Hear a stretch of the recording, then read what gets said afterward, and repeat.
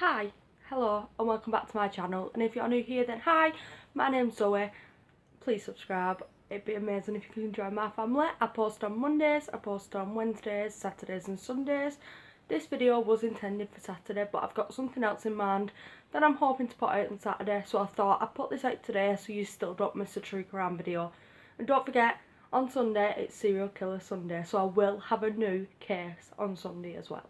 So today, as you can tell from the title, is another true crime case. I'm going to be talking about the case of Jessica Chambers. Jessica was 19 years old and she was from Cortland, Mississippi, and her parents described her as a blue-eyed, cotton-top little girl. They also said that her smile would light up a room. Jessica loved everybody, no matter what race they was. Her friends said no matter what colour somebody was, that didn't change her view on a person. And it was also known that some of her boyfriends were also coloured people. They were black, white, so to her that didn't matter. Her mother said that Jessica once wanted to be a teacher, but then she changed her mind and she wanted to be a book writer, but then she wanted to be a nurse, and this was her greatest aspiration in life. She wanted to be a registered nurse. So while in high school, Jessica was a cheerleader, but then when she was around the age of 16, she decided she no longer wanted to be a cheerleader. She started to become a rebellious teenager, which is quite common for people who are around that age, around 15, 16. You just kind of become rebellious against your parents and against other people, and Jessica just didn't like people telling her what to do. So there is speculation that Jessica socialised and dated gang members, but this, like I said, is only speculation. We don't know if that's true. And also, one of her friends claimed that her and Jessica smoked cannabis together and they used to drive around and smoke. And again, this is speculation, we don't know how true that is. So when she was 17, a bad thing kind of happened in Jessica's life. Her brother, who was 28 at the time, died unexpectedly in a car crash, and this really broke Jessica down. She was devastated. She obviously loved her brother, so for him to die so unexpectedly in a horrible way at a young age, it really affected her. So it did really affect her. She changed who she would socialise with. School no longer was a priority, and when she was at school she was a really good student. She would be getting good grades. Obviously she wanted to be a nurse and she knew how much school life needed to contribute to that, but when her brother passed away she no longer cared about school life and her priorities just totally changed. So on the 6th of December 2014, Jessica decided to go and clean out her car, and she left her mum's house while only wearing her pyjamas, and she went to go and clean her car. So around 8 PM that night, Jessica was found on a rural road across from her burning car, and Jessica was also on fire. She suffered burns over 90% of her body, and when paramedics arrived she was still alive, but she was in really bad condition. She was in bad shape. So she was flown to hospital in a helicopter, but unfortunately due to her injuries she passed away a couple of hours later, and paramedics had said her last words were Derek or Eric. They're not quite sure what she was saying, but they said the firefighter had asked Jessica who did this, and she turned around and said Derek or Eric. So police discovered that Jessica had actually been set on fire on purpose. So Jessica's car had been set on fire with an accelerant, and then it is also believed that Jessica was also strangled before being set on fire, but she wasn't dead from the strangulation, she was just unconscious. So the last person to see Jessica alive was Quentin Tallis. So Jessica and Quentin lived in the same town and they met only 2 weeks before her death. It is unknown if him and Jessica was dating. Quentin was texting Jessica in the days leading to her death, and he was texting her asking for sex, but she refused all his advances. So Quentin was arrested and named primary suspect in this case after he decided to delete all text messages between himself and Jessica just an hour after she had died. And it's also recorded that Quentin was in the same area as Jessica when she was murdered. So, when being interviewed by police, Quentin claimed that he was only with Jessica throughout the day. But when investigators looked into this, it was actually found that he was with her up until at least 7:30 p.m. The locations on both their mobile phones was showing that they was together up until at least 7:30 p.m. When Quentin found out, he then changed his story, as before he'd said he'd only been with her in the day, and now he decided to say that he left her at 7 p.m. So CCTV showed that Quentin changed his clothes 3 times that day. And CCTV also shown his sister's vehicle driving towards the crime scene around 7:50 p.m. So as I said before, within an hour of her death, Quentin had deleted all text messages.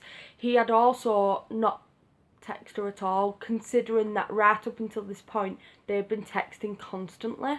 He didn't text her to check up on her or anything like that. He just never texted her again. So the messages showed that Quentin had asked Jessica for sex 6 times that day. 6 times, and every single time she refused. So investigators found Jessica's car keys between the crime scene and between the crime scene and Quentin's sister's house.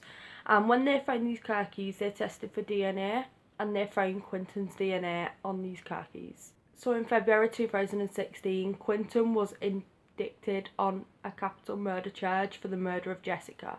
He had also been previously arrested for murdering his ex-girlfriend.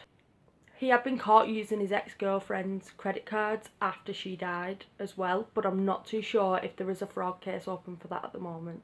This is what the prosecutors think happened that night. They think that Quentin and Jessica had sex in Jessica's car, and then Quentin strangled Jessica until she was unconscious. He then made his way to his sister's house, where he got his sister's car, drove back to his own house to get gasoline, and then drove back to Jessica and her car, where he then decided to pour gasoline down Jessica's mouth and nose, and then set the car on fire with Jessica inside. Jessica managed to escape the car, and she was at the side of the road when found, and like I said, she was alive at the side of the road and then died a couple of hours later. So in October 2017, Quentin went on trial for Jessica's murder, but unfortunately the verdict came out as not guilty. But after this, the judge had ruled it as a mistrial because the jury had said that he was not guilty, but afterwards they misinterpreted his instructions, and it turned out most of the jury did say that he was guilty. So this obviously made it a mistrial, and the next trial was to take place on the 28th of September 2018. So on the second trial, it was a hung jury. They couldn't decide whether Jessica had said Eric or Derek as her last words, or whether she just made a sound, because medical professionals have said with the way that she was burnt and her injuries, she would only be able to produce sound. It'd be very hard for her to produce sounds, let alone a word.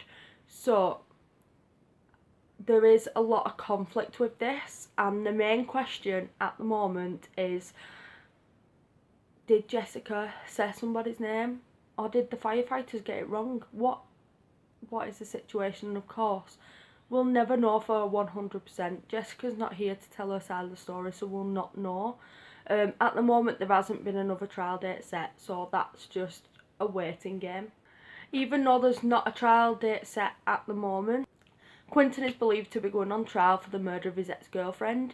He had stabbed his ex-girlfriend allegedly 30 times whilst torturing her to get her PIN code to her credit card, which she was caught using after her death.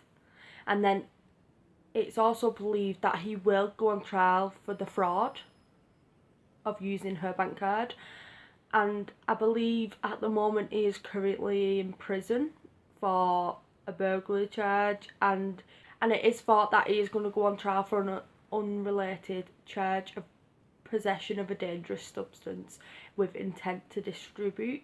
It is thought that he'll go on trial for that too. So at the moment, that's where we're up to today. We have no more information.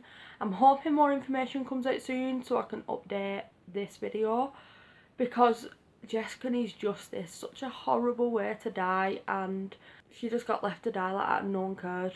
And at the moment there's no answers for her family, and I really feel for them, because they deserve them answers. They deserve to be told what's happened to their daughter, their sister, their, you know, family member. They just deserve that. So please share this video. Please get as much information out there, and if you know Jessica and you have any sort of information, please call the police and let them know. Please tell them, because if there's anything leading the police to charge Quinton with what he's done, or even make another arrest, please let them know. So I'm going to share this on Twitter, so please feel free to go to my Twitter down below and go and retweet the tweet so we can get the word out. And I'm also going to post it on the Facebook page. There is a support Facebook page for Justice for Jessica, and I will link that down below as well. So please go and check that out. Please go and show some support, because her family deserve justice. They deserve to know what's happened to Jessica. And that is all for this video. Sorry it's a bit of a short one, but that's today's case. I hope you enjoyed it. And the background's looking a bit better, if I do say so myself, so I'm getting good. So yeah, that's everything for this video. Please share this video, and please subscribe if you enjoy true crime, because I do true crime 2 times a week, and that is good, because a lot of effort goes into these true crime videos. So please subscribe, join my little family that we've got going here, and give this video a big thumbs up if you enjoyed it, and I shall see you in my next video. Bye bye.